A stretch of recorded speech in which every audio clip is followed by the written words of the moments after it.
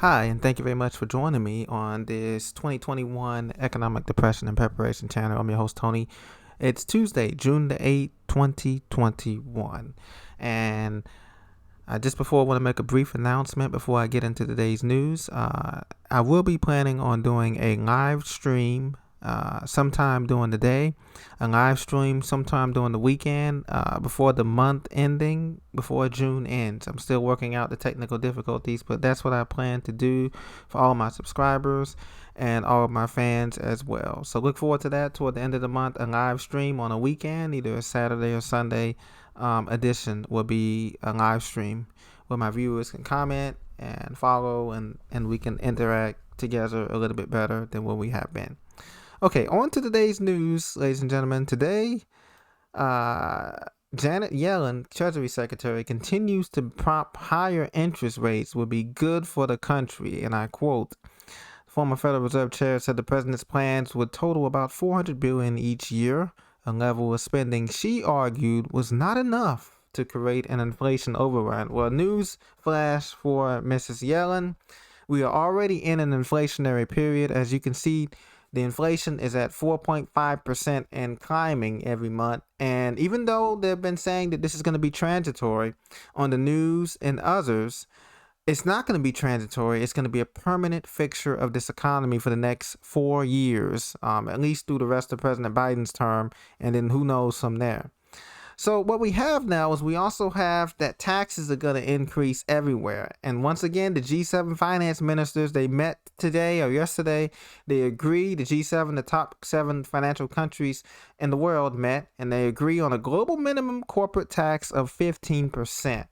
Now, guys, you have to understand that when they raise taxes, not only the corporate taxes, but the personal consumption taxes for you and I, they've already made triple the money back. These stores, retail, hospitality, travel, as you know, airline tickets have gone up sky high this summer. They're 10 to 15% higher than they were last year because they know more people are trying to get back into the reopening, supposedly, allegedly the reopening and all of the vaccine hype. And so people are traveling more, whether by airplane, train, cruise ships are coming into ports, sort of. And so this tax, they've already made back 30 to 50% of their money. And so now the governments are taxing these corporations at a rate of 15, proposing to tax them at a rate of 15%, but it's too late. They're already sitting, Apple is sitting on $100 billion reserves. Facebook, Google, these companies are sitting on hundreds of billions of dollars of cash reserves, and they gotten government stimulus money as well. And so this is too much, too little, too late. And the inflation is going to continue to run the national debt up. As you can see, we've been quoting this for a long time. I want to show you the official numbers from the USDebtClock.org. You can go there yourself. Look how much we owe, $28.3 trillion, and it's growing every second of the day. Your debt per citizen, my debt per citizen is $85,180 per citizen. Debt paid taxpayer per taxpayer, $226,113. Now, what's interesting is that's not even enough to buy a single family home in the U.S. now. As the average price of a single family home in the United States is $333,383. That's across the area, whether you live in the Southeast, the Northeast, the Midwest, out West. This is the new home price, as you can see right here. The median income in the United States is only $35,501. And like I said, that has been adjusted for inflation. Inflation has increasing, as you can see here. Look at the money supply here. I find this very interesting. The money supply now is at $20,604 billion. This has increased in the last 2 years. We've increased the money supply in the last 2 to 3 years of all of this stimulus by $8 trillion. And President Biden hadn't even got done his first year yet. So this is unbelievable, a lot of debt, a lot of consumption, but yet not a lot of production here. As you can see, the GDP is only at $22 trillion, but the debt is at $28 trillion. Can somebody say overdraft here in banking terms here?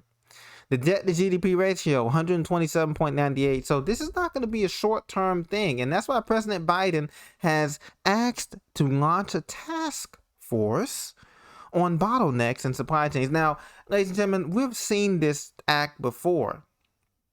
We have seen it started off with the shortage of toilet paper and masks, and now we're getting into more critical supply chain shortages. Next up, it may be electricity or your food. There may be blackouts or brownouts.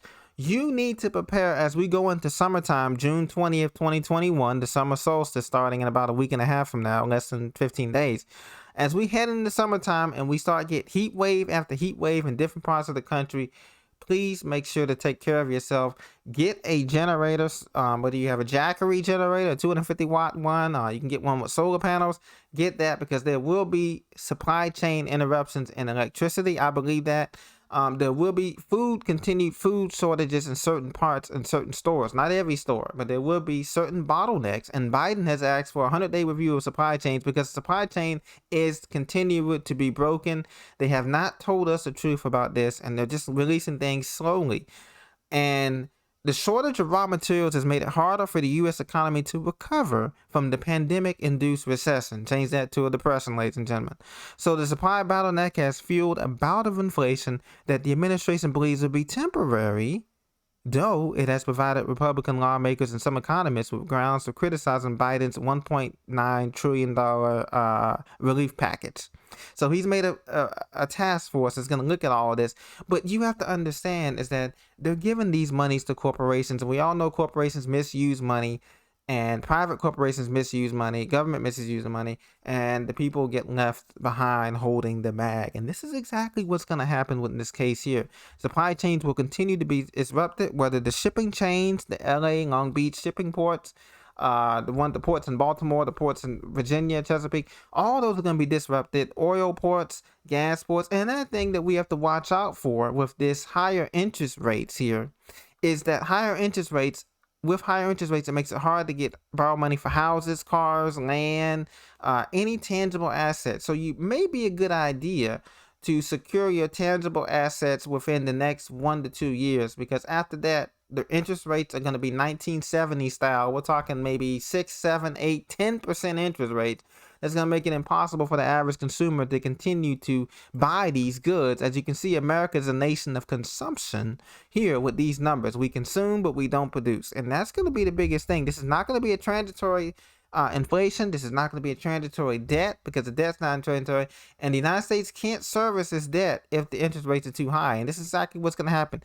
The Federal Reserve has a choice whether to bankrupt you and I and future generations, or to bankrupt the United States government. We don't know which way they'll go, but either way, the United States is looking at a bankruptcy situation based on the numbers here. Look, and the population is growing. We have officially 333 million people here in the United States, as you see here on the right side of your screen, upper right. But you have to remember, this does not include, all of our undocumented friends and other people. So really, given all those numbers, we have about 350 million people in America right now. How can we continue to service that? Food, water, electricity, gas, the basic Maslow's hierarchy of needs that you learned in school: food, shelter, water, clothes, security.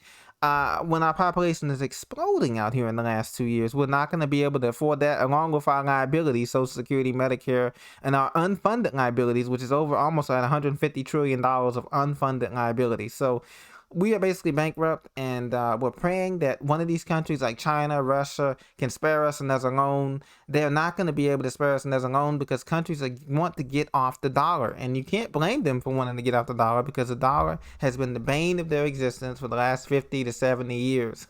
So that's all to come. All of this is to come. 2022 is going to be a repeat of 2021, but with more pain in store for us as consumers. And that's why, if you need to secure your personal items, get them now, because prices are not going down.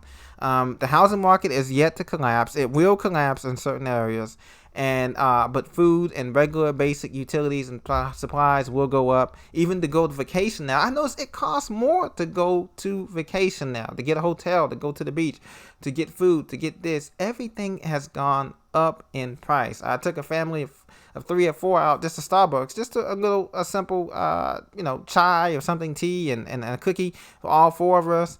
For 4 of us, the bill came up to $38. I was like, what did I get? $38. I just got cookie, tea, and a couple of teas for everybody. and it came up to $38.50. So prices have gotten ridiculous out there. I'm sure you're feeling the pinch too, and wages have not kept up. So everyone, continue to prepare, be safe, and I'll talk to you very soon.